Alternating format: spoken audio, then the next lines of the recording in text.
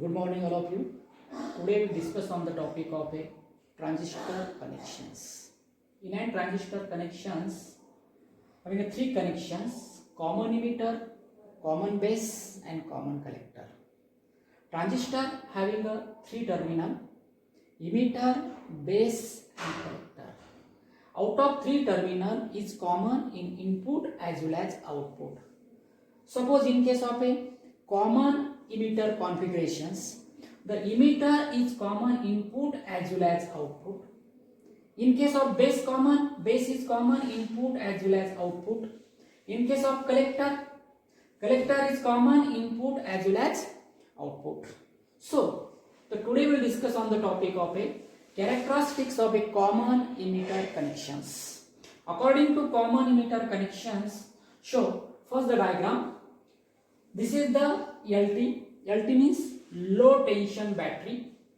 This is the low tension battery is necessary to provide the supply to the base. Low tension battery are used in an input section because the input section is always forward bias. Emitter to base junction is always forward bias, so we have necessary to low tension battery. This is the resistance. It is important things to control the current. Necessary current provide to the base terminal. Then ammeter. This ammeter, it is the purpose for measuring current. The current is a very low as a base sections. So we are using micro ammeters. Then how much voltage across in an input sections? Base to emitter we can easily find out using a voltmeter. Okay, then this is the main part of this circuit is a transistor, and transistor is the heart of every electronic devices. Here is the common emitter transistor. It means that the emitter is common input section as well as output sections. Transistor having the three terminal: emitter, base, and collectors. Normally in a laboratory we have used for practical BC107 transistors are used in an laboratory. So this transistor having a arrow indicate in a downward directions. Arrow indicate means this is the conventional current flowing from forward direction from base to emitter, and due to this transistor is known as a NPN transistors. The transistor having a two types. One is the NPN transistor, another is the PNP transistor. A NPN transistor or PNP transistor identified is the arrow directions. Arrow direction in downward direction, it means that this transistor is the NPN transistor. Arrow indicate in upward direction, it means that the transistor is the PNP transistors. Okay. Then this is the milliammeter. Milliammeter, it is the main purpose how much current passes across in a collector section. We can easily find out using a milliammeter, and this is the unit is milliampere. This is known as voltmeter.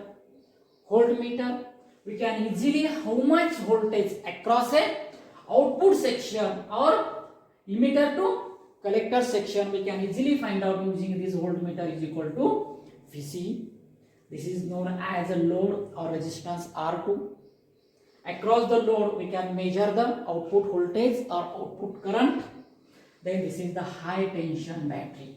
The high tension battery are used in a circuit we have necessary to break the junctions. Actually base to collector junction is always reverse bias, and this junction is reverse bias. We have necessary to high tension battery connected across the output sections, and this high tension battery break the junction and it is useful for making the amplifications. Okay, this is the circuit diagram of a common emitter connection.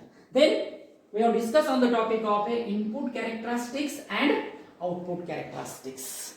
The input characteristics, in an input characteristics we can measure the input current, input voltage, and input resistance are from an input sections. So according to curve we observe that the IB along y axis, VC along x-axis. It means that input voltage along x-axis, input current along a y-axis. At the same time, output voltage remains constant. It means that VC is equal to constant. Say VC is equal to 1 volt. VC is equal to 1 volt. Then in this situation, change in VB. Note down the IP. Output voltage remains constant. Then second, similarly for another voltage, then VC remains constant is equal to 5 volt. Then change in input voltage, note down the input current.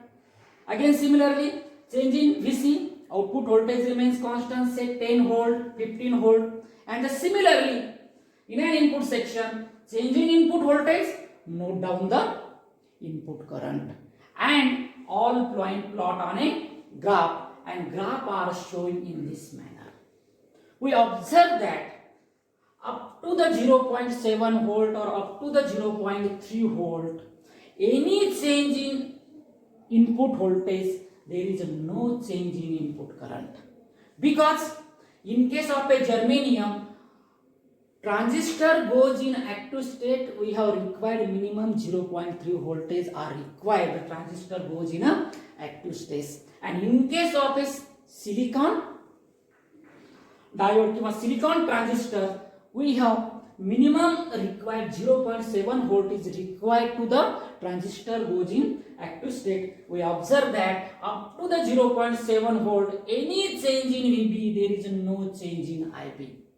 But beyond the 0.7 volt, beyond the 0.5 volt, beyond the 0.3 volt, then slightly change in VB, means slightly change in input voltage, the large change in input current.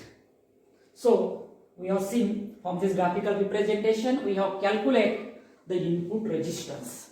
The input resistance, it is the ratio of change in input voltage with respect to change in input current at constant output voltage. It means that Ri is equal to del VB upon del IB at constant VC. Means output voltage remains constant, and we observe that the input resistance are very small, is a few hundred ohm.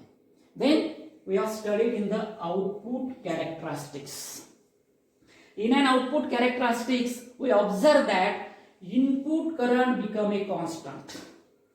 Change in output voltage, note down the output current. Say, suppose IB is equal to 5 microampere. IB is equal to 10 microampere. IB is equal to 15 microampere. This value remains constant. Suppose IB is equal to 5 microampere remains constant. Then change in VC, note down the IC. Up to the 1 volt. Up to the 1 volt, we observe that change in VC, also change in IC. Then after 1 volt, we observe that change in VC, IC remains constant. This is known as a new voltage. And behind new voltage, the transistor goes in a saturation condition. Any change in output voltage, there is no change in output current. As similarly for various input current, say IB is equal to 10 microampere, IB is equal to 15 microampere, and the graph are showing in this manner. Then from output characteristics, we can easily find out output current, output voltage, and output resistance. Here we observe that we can find out the output resistance. The output resistance, it is the ratio of change in output voltage to change in output current at constant input current. From this conclusion, we observe that the output current is totally depend upon an input current but independent of a output voltage. Input current increases, output current is also increases. Any change in output voltage, but there is no effect on the output current.